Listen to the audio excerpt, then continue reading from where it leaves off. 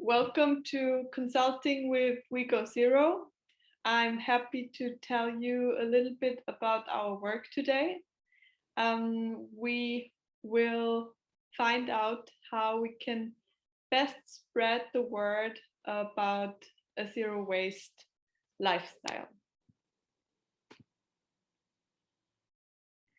Yeah, as I said already, today we are going to learn how to share and accelerate zero waste practices and reverse supply chain stories. I will tell you a bit later what I mean with reverse supply chain stories. Our program today, first I'll tell you what you will need.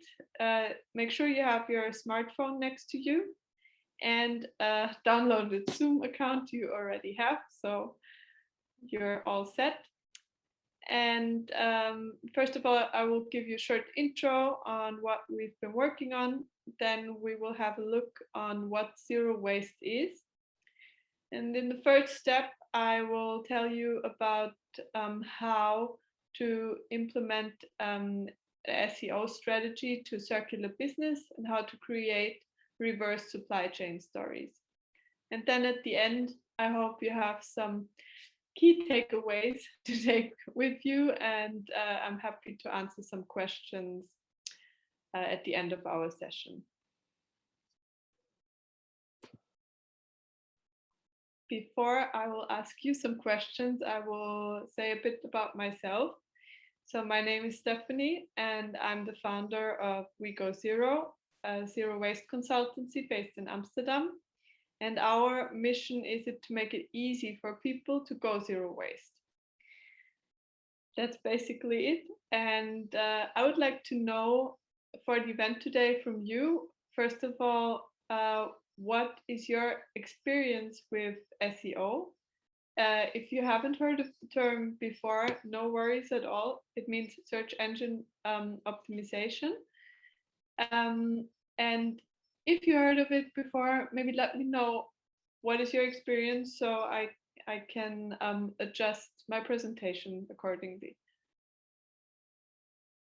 You can write in the chat, or you can also just unmute yourself. We're a small group today, so feel free to speak up.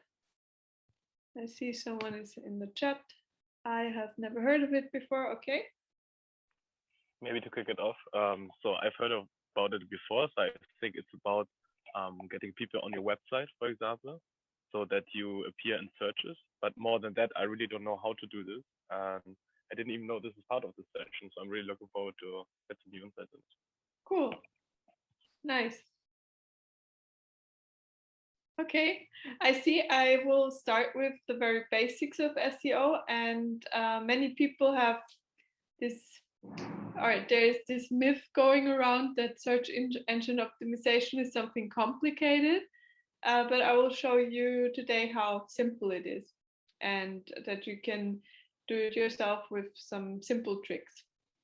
And then my second question is, what are your expectations for today's webinar?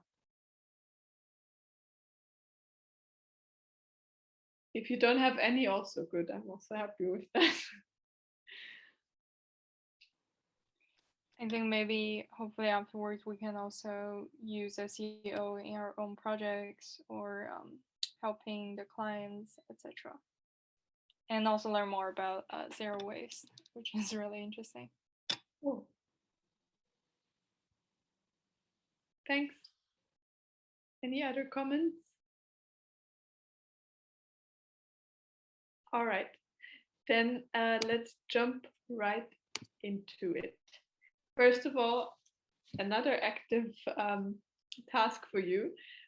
I would like to know, what is zero waste for you? Now I'm asking you to take your smartphone and scan the QR code. And then a window will open where you can type in 3 words that you relate to zero waste. Whatever comes to your mind. Doesn't have to be something professional, or whatever comes to your mind. If it's green, or I don't know. Don't want to influence you now with my words, so I'm saying nothing. And I'm curious about what zero waste is for you.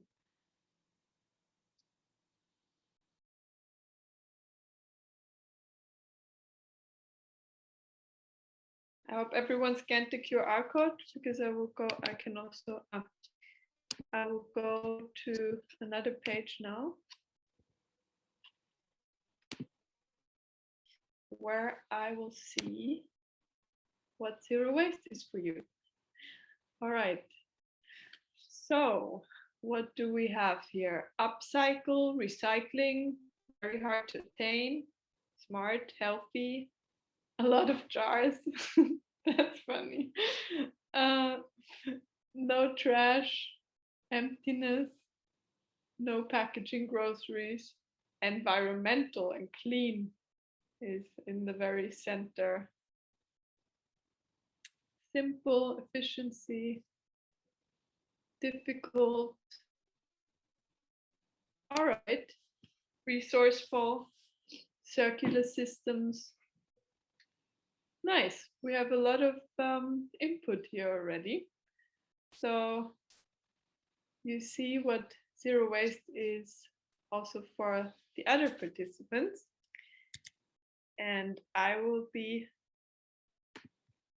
hopefully manage to return from this to my presentation.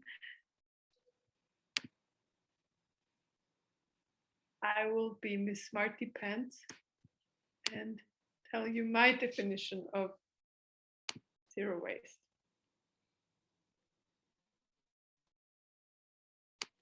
All right. So we've seen a lot of words that are connected to zero waste. And basically at WeGoZero, we say zero waste in easy words is send nothing to the landfill. Meaning that pursuing a zero waste lifestyle is neither harmful for the environment nor for human health, which goes hand in hand. And there are some pioneers who started living a zero waste lifestyle, like Thea Johnson. And those pioneers also built the framework and the principles and basics of zero waste. And the basics of zero waste consist of 5R. Now, again, question for you. You can write it down in the chat. What are the 5Rs?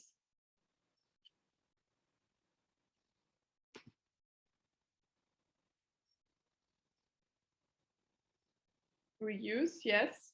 Recycle, yes. Reduce, yeah. 2 more. Repurpose is a good one, but not part of the 5R funnel that we're looking for. Repair is also a good one. There are also 9 Rs, but today we're looking at 5 specific Rs. Reimagine, also nice. Rescue, nice as well. Responsibility, good one. Still 2 more missing. So recycle is within the 5 Rs of zero waste. Reuse, let me check that I'm not. Recycle, reuse, and reduce. And we have 2 that are missing. And those 2, it's the first one and the last one. The first one we should do the most, and the last one we should do the least. Reject, almost. Yes, refuse is the first one. And the last one is always missing. I give you a hint. It only has 3 letters. And it starts with R. So 2 more letters.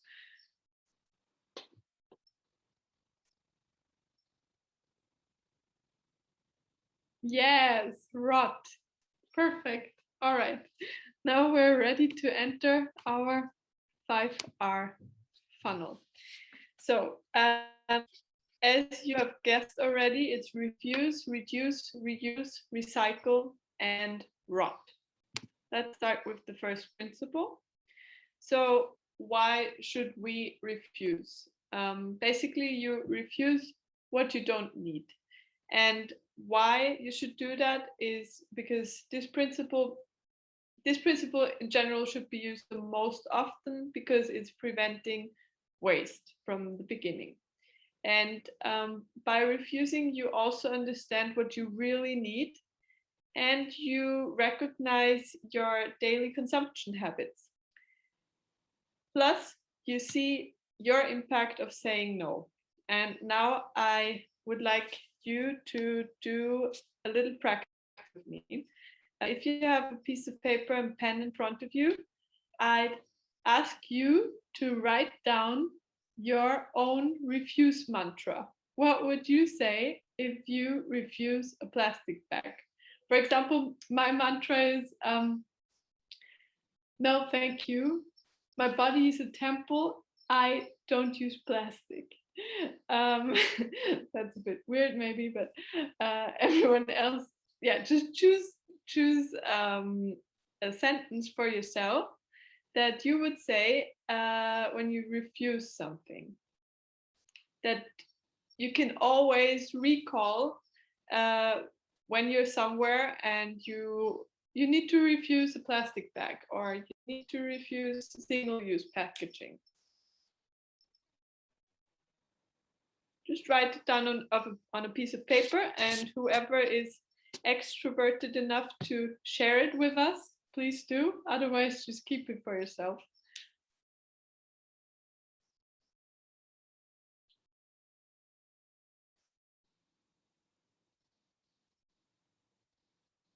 Anyone who wants to share their refuse mantra? It's very simple, but no, I can use it, but I don't need it. Yes, perfect. That's the essence of this slide. And I see there is something coming on. I still have bread at home. Heard it from my parents first. Heard it from my parents first. I still have bread at home. Ah, okay. Like if someone, I don't fully get it maybe, but if someone has, if someone offers you bread and you actually don't need it because you still have it at home, you say, I still have bread at home. I hope I understood it the right way. Okay. All right. So for the refuse principle, make sure that you keep refusing and that you don't give up. Just keep doing it. And that's why also our assignment is choose your own refuse mantra, because you will repeat it again and again and again until our economy changes and you don't have to refuse anymore.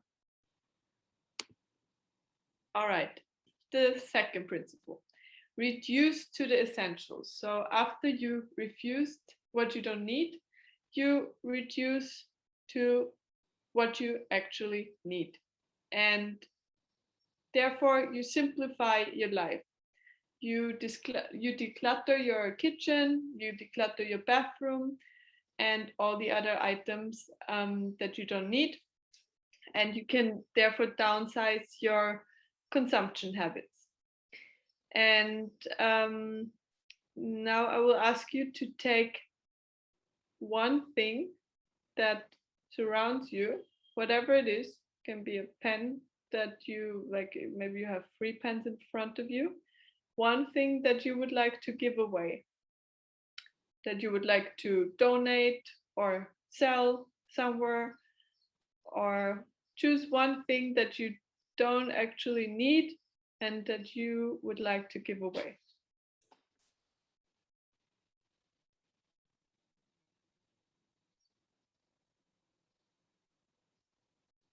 I can also look myself.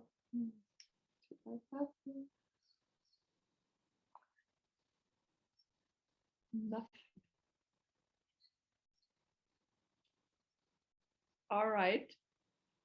Again, whoever wants to show what he or she could give away, just show it in the camera. You can also stand up, by the way. It's not, you're not tied to your chair. You can run around and find something that you want to give away. I have a bunch of clothes over there on the rack that I want to either give away, donate, or sell in the future. Oh, nice.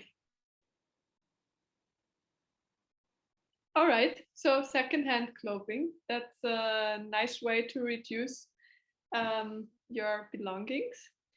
And one thing that you should pay attention to is to be really honest to yourself about what you really need, because sometimes we keep things out of guilt, or we keep things because everyone has one. Like, for example, I had a garlic press in my kitchen and I was never using it, and I just had it because everyone has a garlic press. So rethink your items and be honest to yourself. If you're for what reason you are keeping it. Like, ask yourself, why do I keep this item? And then one day your bathroom could look like the one here on the picture, with only a few sustainable and reusable items that don't contain plastic or single-use items. All right, reuse. So after we refused and we reduced, we reuse what we have. Why are we doing this? We are, first of all, reusing the previous principles. We are repurposing items, and we start upcycling and re-evaluating products. I saw already someone also mentioned upcycling in the Zero Waste Cloud. And yeah, now I would like you to find an alternative to free items that you possess that you could replace with reusable ones. You can again write them down. Think of maybe items that you use in the bathroom, or items that you daily use. Maybe you get your coffee in a paper cup with a plastic lid every day, or maybe you have a razor that you throw away after using 3 times. Write down some items that you could replace with more sustainable options.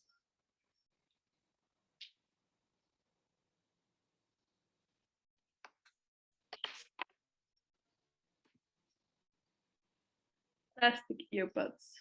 Shampoo. I would like to find a refillable version. Okay. If you're in Amsterdam, I would recommend to go to do-it-yourself soap. They have refillable shampoo. Reusable pencils. Reusable razor. Nice. The earbuds you can replace with compostable bamboo earbuds. Baking paper on oven thing. Yeah, surprisingly, there is microplastic in it, also in the tea bags. More resilient dishwashing sponge. Dry food from the supermarket. Nice. We have a lot of reusable things that we can use instead of single-use options. All right. Pay attention. You can start rethinking items for other purposes and find alternatives to items that you use that harm the environment. Dry fruits. Okay. Any more reusable options that come to your mind?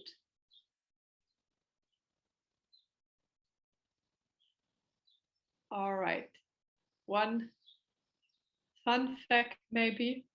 Think of your grandma is an upcycler. And I think like a lot of your grandmas were upcyclers, because back then, I don't know like where you're coming from, but in Europe during the war, resources were limited, and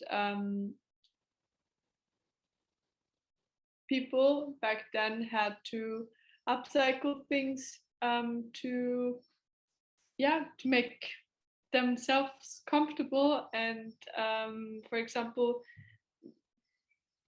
like today, they use doors as tabletops, and This way, yeah, you can think of upcycling is actually nothing new or not a hipster thing or something.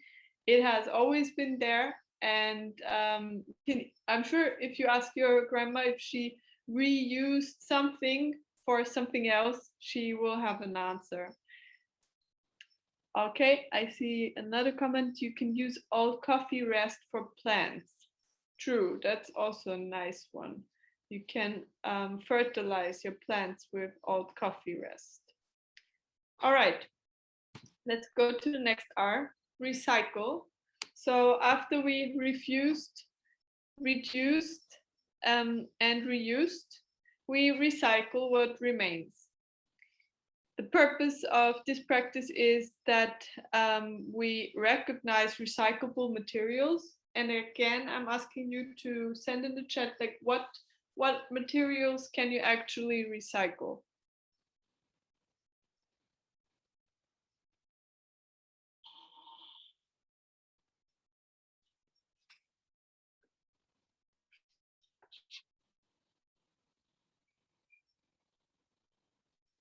Tin cans, yes.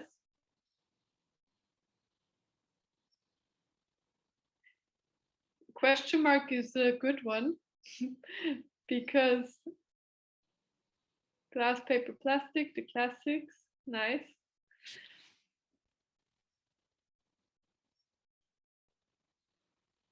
THP, I think, and I'm really not transparent on that. Yeah, exactly. So this is actually the obstacle that we're facing, that there are no global recycling rules. And if there were, things would be facilitated by a lot, because currently even each municipality has different recycling rules. And how can someone ever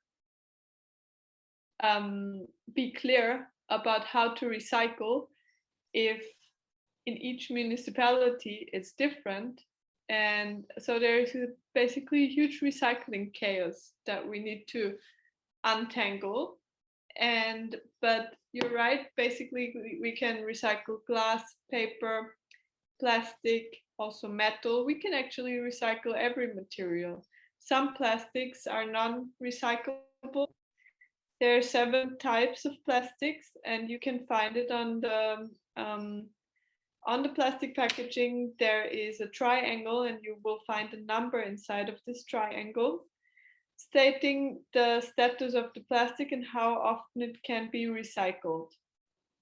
I won't go into detail now, but you can Google that as well. All right, and here I have a little homework for you. So after our webinar, I would ask you to investigate your trash and recognize recyclable items and keep them separated. And then one thing I'd like you to pay attention to is ask yourself if it is the last option to recycle the material, or could you actually reuse it or upcycle it somehow?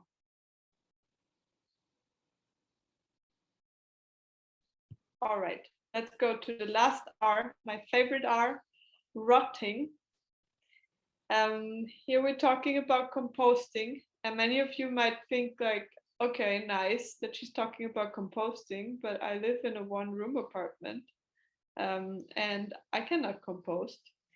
But there are possibilities. So you can, for example, start with bokashi composting, which is an old Japanese method of fermenting food waste. And this way of composting can be done in every small apartment. It's a bucket that you can fill with your organic waste and mix with bokashi bran. This is some kind of matter that is mixed with lactobacillus. And that way you ferment your food waste. And once the bucket is full, you can bring it to a composting station in your neighborhood. And for example, if you live in Amsterdam, there are lots and lots of composting stations where you can bring your compost to.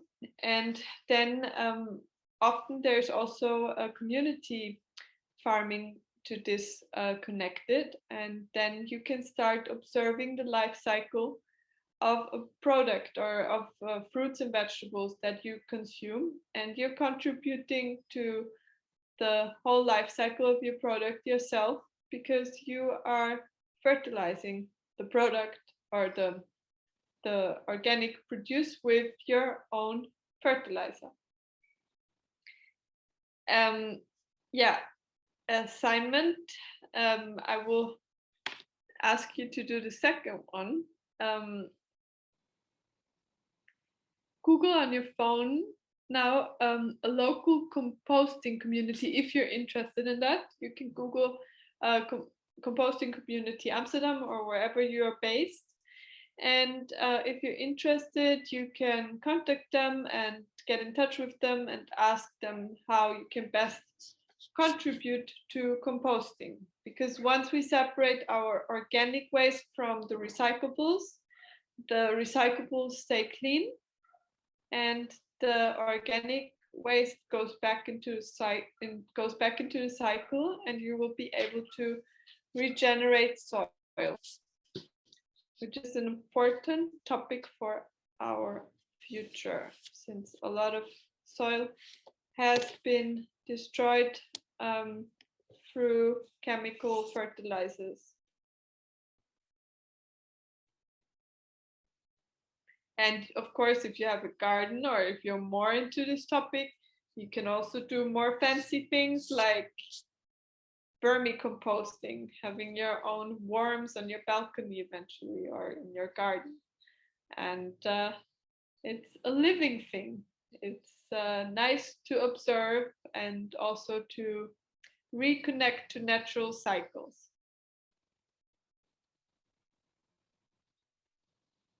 All right, so now that we know about the 5 R's, I would like to share with you how we can spread the word about zero waste, and how we did that at WeGoZero for our client Little Plant Pantry. We started telling reverse supply chain stories in order to engage consumers and producers to close the loop and understand the full cycle of the product. And then we used this content and improved it in a way that search engines like Google can find the content more easily. So what we did for the Little Plant Pantry is we communicated their suppliers and customer stories in a reverse way to help them prove that they are actually putting their sustainability goals and their wish to be part of a circular economy into practice.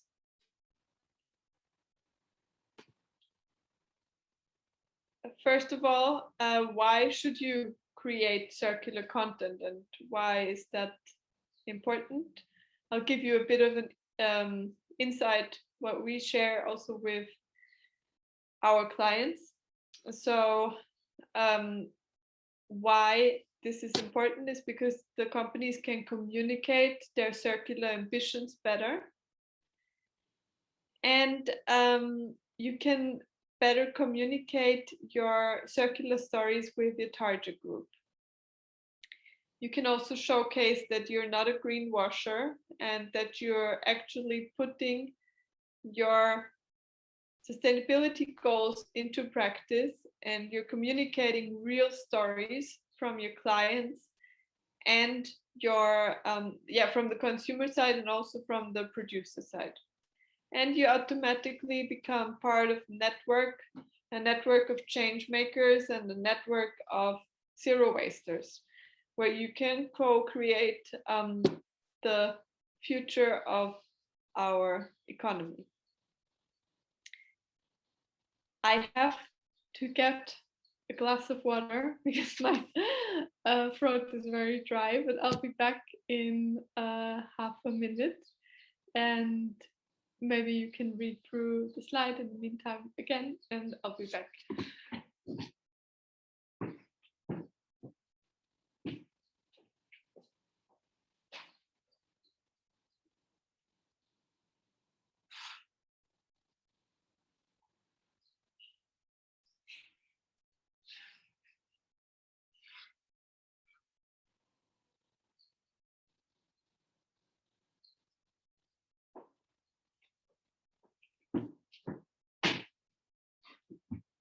All right, cheers. Okay, yeah, so this is why we create circular content. And yeah, now let's jump right into the topic. Maybe I'm missing a slide actually, because most of you said they don't know what SEO is. So SEO stands for search engine optimization, and the goal of SEO is to increase your website's visibility on the internet. So basically that means that you want to rank higher on Google or any other search engine. And you can pay for that, but you can also optimize your content and grow your visibility organically.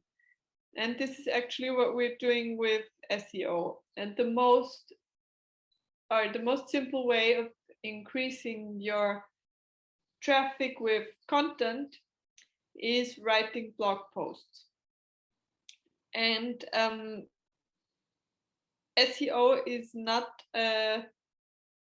something complicated, or is nothing that you have to learn really, because it's only about answering people's questions. And if you're good at answering people's questions, I'm sure you are good at putting SEO into practice as well.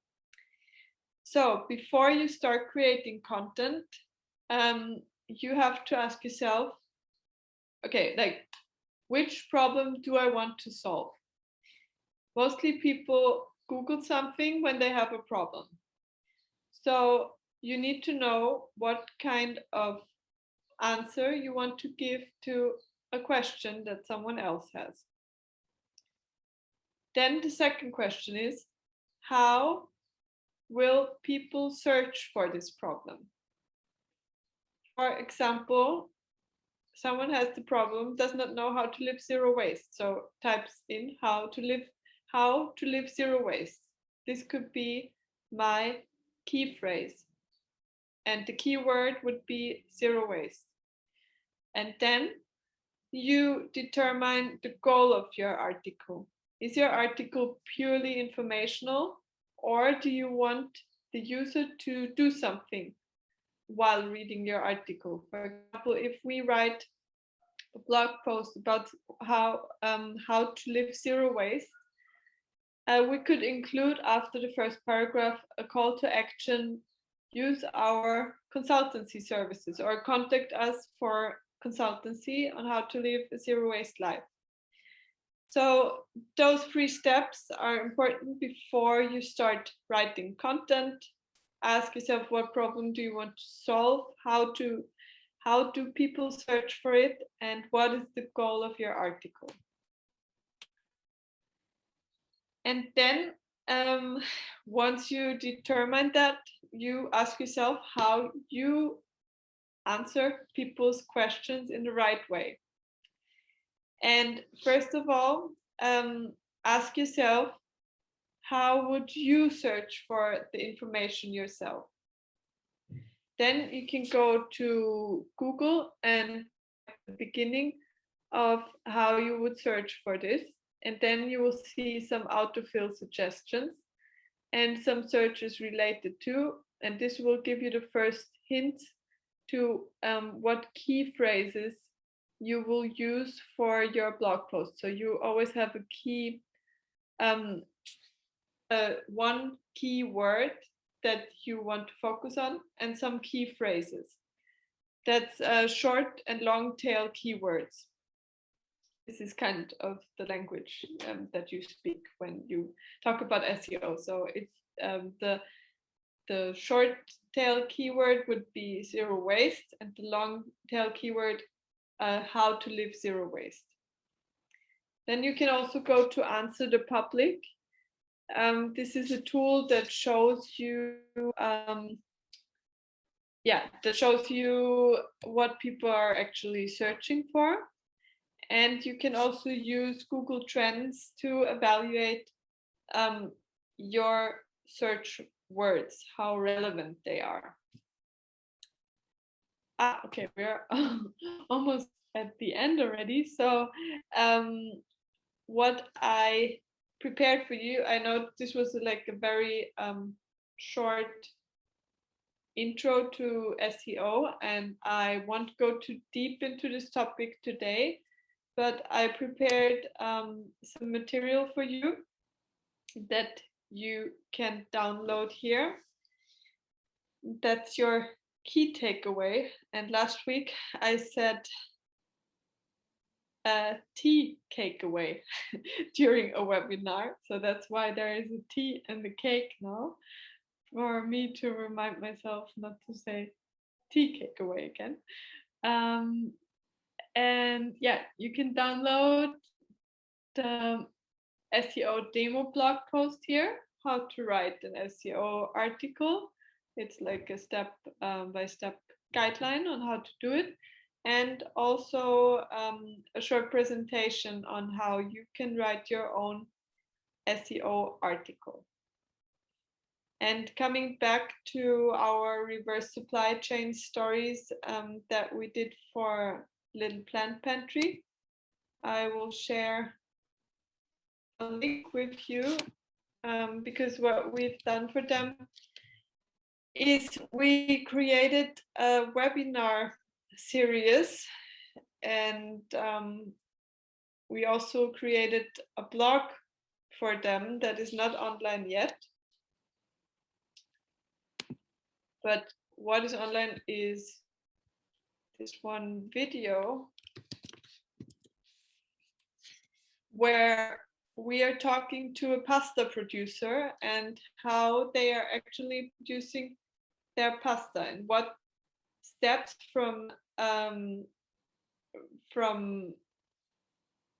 taking care of the soil to planting the seed to growing the plant to harvesting to producing the pasta to bringing the pasta into the shop to selling it to the consumer, and to hopefully motivate the consumer to compost the rest of the pasta that has not been eaten, or hopefully the consumer ate all of the pasta.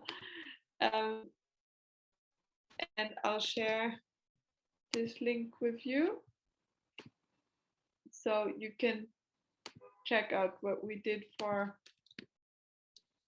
one of our clients. And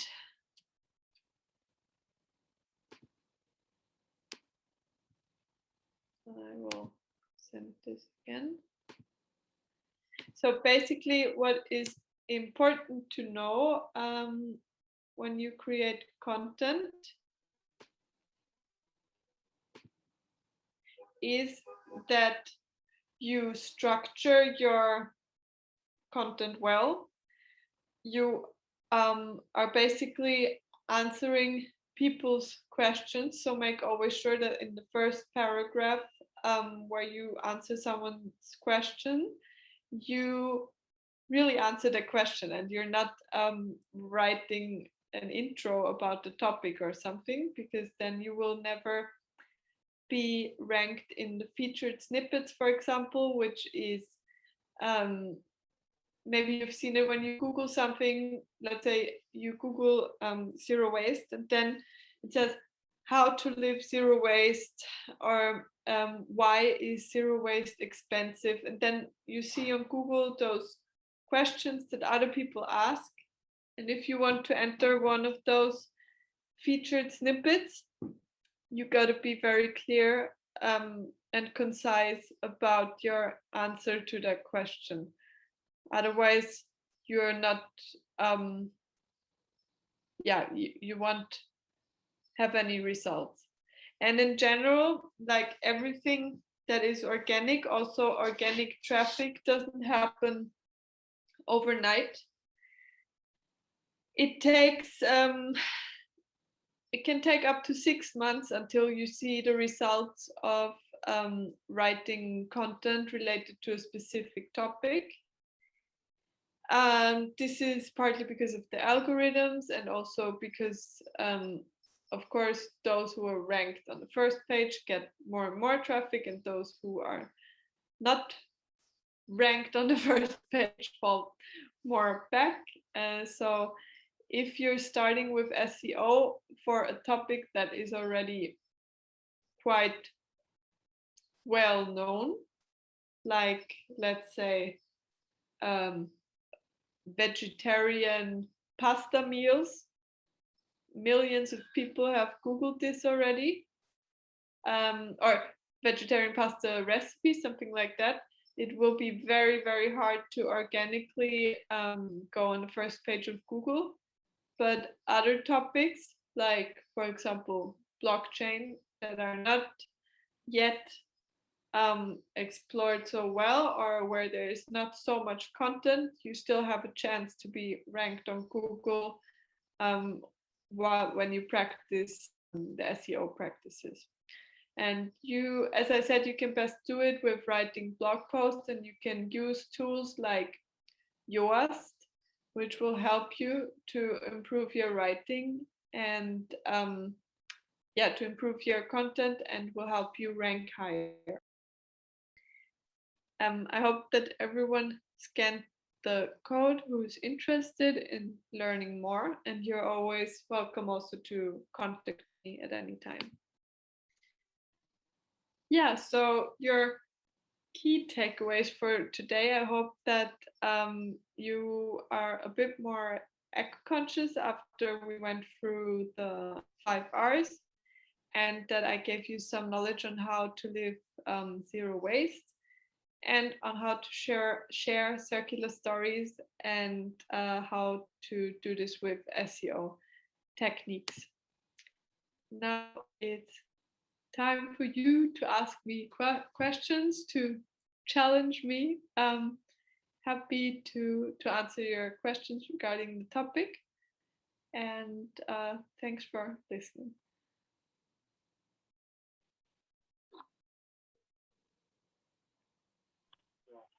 I'm curious how much the organization Zero Waste, what they actually do. So they consult other companies or institutions on being more circular.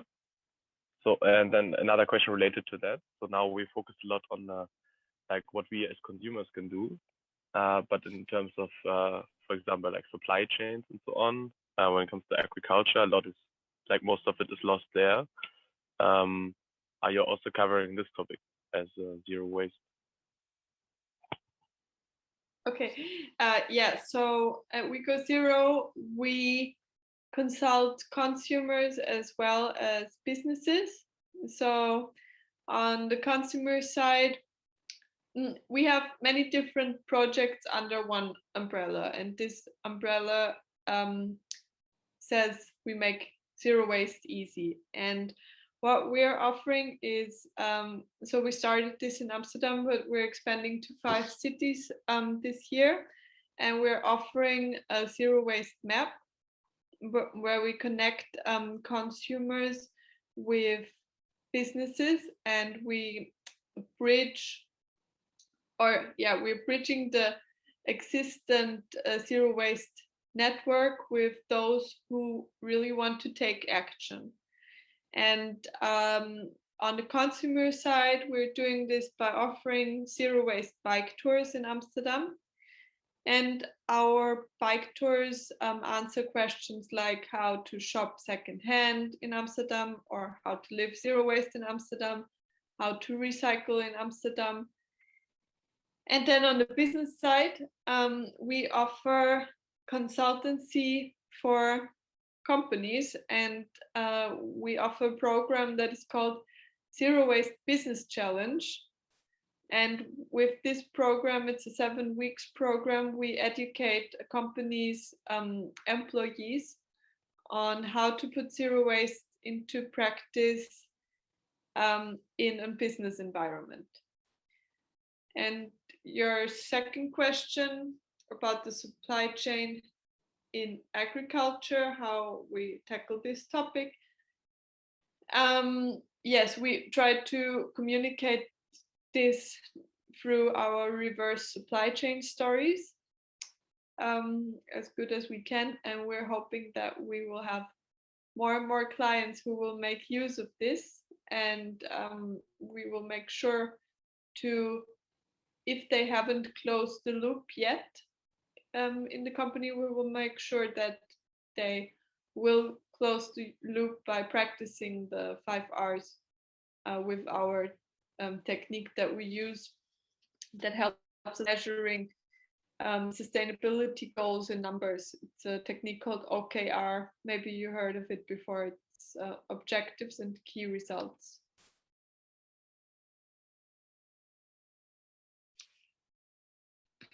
Thank you, Stefanie, for the presentation. I also just want to follow up with a quick question, which is I was wondering, how do you usually respond to people who say that the zero waste lifestyle is expensive and time consuming?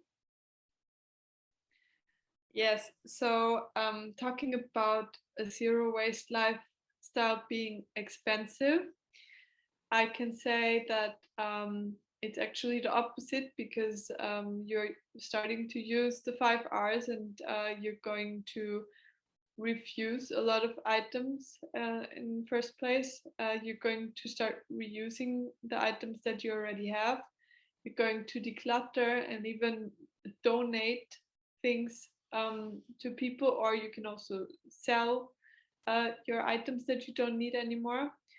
And on the long run, maybe in the first step, it seems to be more expensive because you would have to invest, for example, €35 for a sustainable razor instead of a single-use razor. But then I would start to calculate in front of those people and show them that within a few months the investment is sustainable, and on the long run it's cheaper than spending money on single-use items. And saying and talking about that it's time intensive, it can be if you don't know how to use the right tools, or in some cases, or I think some people would need to adjust their habits. For example, let's think about doing the groceries.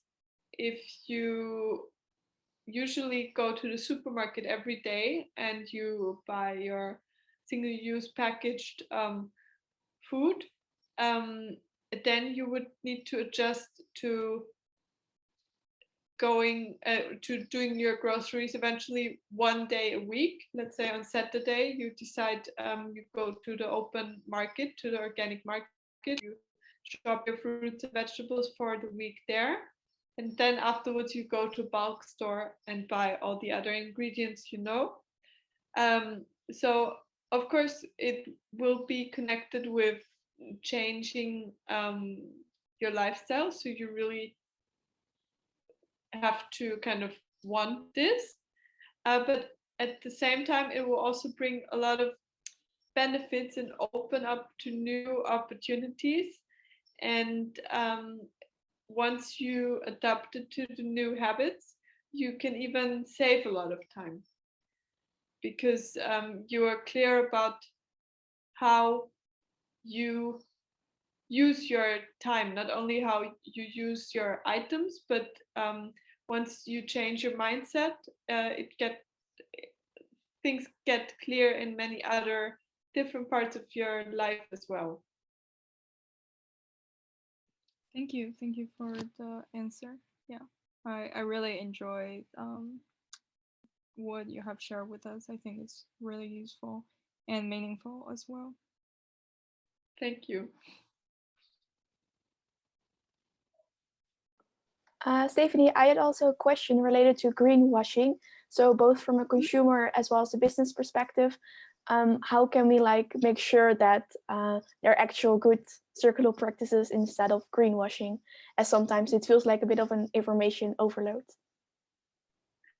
Yes, that's true. So this is what we ask ourselves as well, like how can we really make sure that huge companies are not telling us some fairy tale stories about their green practices. And this is also the reason why we developed the reverse supply chain story program, because we wanted to connect real consumers, real people with real suppliers. And often behind the big corporations, there are small producers and there are consumers like us, like individuals.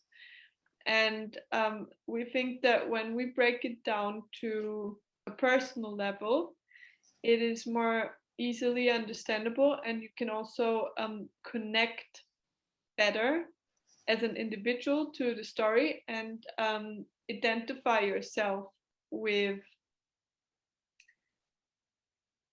circular practices. And I think if you're able to do that, a mindset change already has happened, and this can create a ripple effect that is contagious. Yeah, very interesting. Yeah.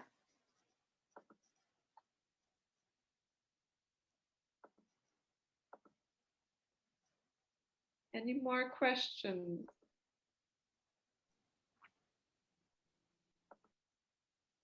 And if you have any questions, you can also just put them in the chat.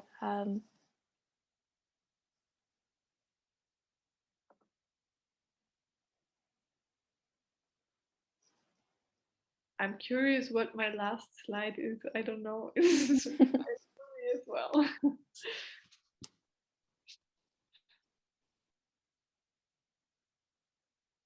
All right, the last slide. Okay. Thank you, Val. Yeah, I'd be happy to hear from you. Reach out anytime. Thanks a lot for participating and also for contributing with your knowledge and with the practices that you are already implementing. And I hope I could share a little insight about our work at WeGoZero. And yeah, thanks a lot. Yeah, thank you, Stefanie, also for your time and explaining us the basics, and also on behalf of ResNam. As speaking for myself, it was very interesting to see how I as an individual can make changes, which are very small, but in the end can really accelerate to a further degree. So that was very interesting. Thank you.